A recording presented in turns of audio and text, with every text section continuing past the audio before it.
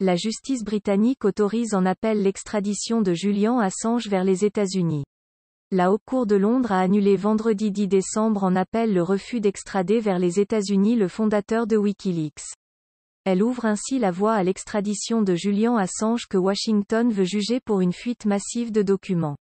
La Cour autorise l'appel, formé par les États-Unis, a déclaré le juge Tim Holroyd, ce qui signifie que la justice annule la décision de première instance et que la justice britannique devra de nouveau statuer sur la demande d'extradition américaine.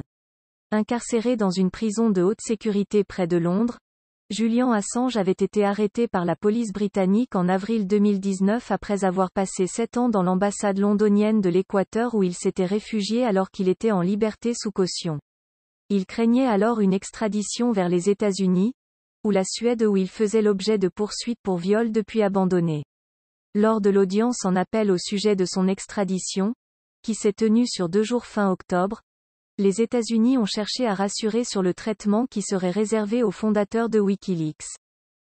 L'avocat représentant le gouvernement américain, James Lewis, a assuré qu'Assange ne serait pas incarcéré à la prison de très haute sécurité ADX de Florence, dans le Colorado, surnommée l'Alcatraz des Rocheuses, où sont notamment détenus à l'isolement quasi total des membres d'Al-Qaïda.